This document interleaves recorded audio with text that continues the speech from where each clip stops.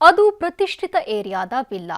ಕೋಟಿ ಹಣ ನೀಡಿ ವಿಲ್ಲಾ ಕೊಂಡಿದ್ದ ಆ ಮಾಲೀಕ ಮಧ್ಯರಾತ್ರಿ ಎಂಟ್ರಿ ಕೊಟ್ಟ ಕಳ್ಳ ಬೆಕ್ಕುಗಳನ್ನ ಕಂಡು ಒಂದು ಕ್ಷಣ ಬೆಚ್ಚಿಬಿದ್ದಿದ್ದಾರೆ.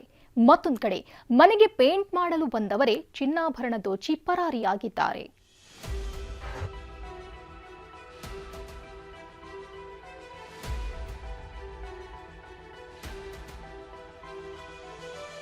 ಮನೆಯಲ್ಲಿ ಬೆಕ್ಕುಗಳೆರಡು ಅಚ್ಚರಿಯಿಂದ ನೋಡ್ತಾ ಇದ್ರೆ ಅತ್ತ 4-6 ಕಳ್ಳ ಬೆಕ್ಕುಗಳು ಮನೆಗೆ ನುಗ್ಗಿದ್ವು.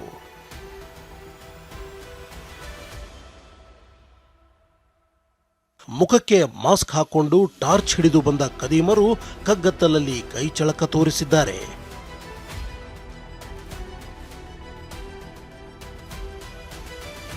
ಅದ್ದೂರಿ ವಿಲ್ಲಾದಲ್ಲಿ ಮಾಸ್ಕ್ ಗ್ಯಾಂಗ್ನಿಂದ ಕೈ ಚಳಕ.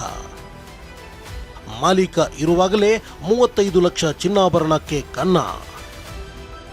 ಮುಖ ಕಾಣದಂತೆ ಮಾಸ್ಕ್, ಫಿಂಗರ್ ಪ್ರಿಂಟ್ ಬೀಳದಂತೆ ಕೈಗೆ ಗ್ಲೌಸ್, ಹೀಗೆ ಕೈಯಲ್ಲಿ ಟಾರ್ಚ್ ಹಿಡಿದು ಕದೀಮರು ನುಗ್ಗಿರೋದು ಯಾವುದೇ ಒಂಟಿ ಮನೆಯಲ್ಲ, ಅದ್ದೂರಿ ವಿಲ್ಲಾಗೆ.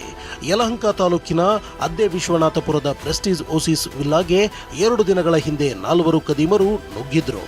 ಮಧ್ಯರಾತ್ರಿ 1 ಗಂಟೆ ಸುಮಾರಿಗೆ ಮನೆ ಮಾಲೀಕ ರೋಹಿತ್ ದಂಪತಿ ಮಾಸ್ಟರ್ ಬೆಡ್ರೂಮ್ನಲ್ಲಿ ಮಲಗಿದ್ರು. ಕಿಚನ್ ಕಿಟಕಿಯ ಸರಳುಗಳನ್ನ ಮುರಿದು 3-4 ಕದೀಮರು ವಿಲ್ಲಾಗೆ ಎಂಟ್ರಿ ಕೊಟ್ಟಿದ್ರು. ಸಿಸಿಟಿವಿ ಕ್ಯಾಮೆರಾಗಳನ್ನ ಸೈಡಿಗೆ ತಿರುಗಿಸಿ ಲಕ್ಷ ಬೆಲೆ ಬಾಳುವ ಚಿನ್ನಾಭರಣ ದೋಚಿ ಪರಾರಿಯಾಗಿದ್ರು.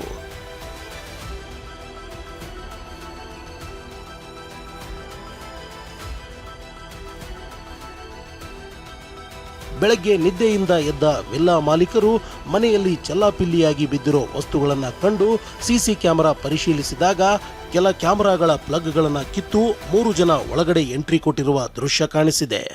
ಆರೋಪಿಗಳ ಚಲನವಲನದ ಸಿಸಿ ಕ್ಯಾಮೆರಾದ ದೃಶ್ಯ ಸಮೇತ ಆರೋಪಿಗಳ ವಿರುದ್ಧ ಪೊಲೀಸರಿಗೆ ದೂರು ನೀಡಿದ್ದಾರೆ. When I saw that the camera plug is also unplugged, I thought that something is wrong. Then I immediately checked the almirah, main almirah, where her valuable items were. Saw that everything has been broken.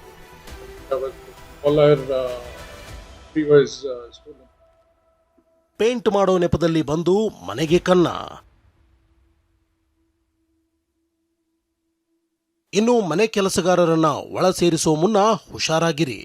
ಯಾಕಂದ್ರೆ paint ಹೊಡೆಯುವ ನೆಪದಲ್ಲಿ ಮನೆಗೆ ಬಂದ ಕದೀಮರು ಲಕ್ಷಾಂತರ ರೂಪಾಯಿ ಮೌಲ್ಯದ ಚಿನ್ನಾಭರಣ ದೋಚಿದ್ದಾರೆ. ಬೆಂಗಳೂರು ಉತ್ತರ ತಾಲೂಕಿನ ದಾಸನಪುರದ ರಾಮಾಂಜನೇಯ ಬಡಾವಣೆಯಲ್ಲಿ ನಿತ್ಯ ಚಂದ್ರಶೇಖರ್ ಅನ್ನೋರ ಮನೆಯಲ್ಲಿ 25 ಲಕ್ಷ ರೂಪಾಯಿ ಬೆಲೆ ಬಾಳುವ ಚಿನ್ನಾಭರಣ ದೋಚಿದ್ದಾರೆ.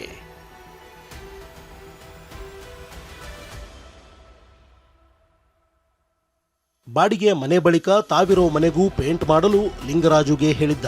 ಅದರಂತೆ ಪವನ್ ಕುಮಾರ್, ಮಂಜುನಾಥ್, ವೆಂಕಟೇಶ್ ಅನ್ನೋರು ಪೇಂಟ್ ಮಾಡಿದ್ದಾರೆ. ಈ ವೇಳೆ 254 ಗ್ರಾಂ ಬೆಲೆ ಬಾಳುವ ಚಿನ್ನಾಭರಣ ದೋಚಿದ್ದಾರೆ. ದೂರಿನ ಬೆನ್ನಲ್ಲೇ ಮಾದನಾಯಕನಹಳ್ಳಿ ಠಾಣೆ ಪೊಲೀಸರು ಆರೋಪಿಗಳಿಗಾಗಿ ಶೋಧ ನಡೆಸ್ತಾ ಇದ್ದಾರೆ.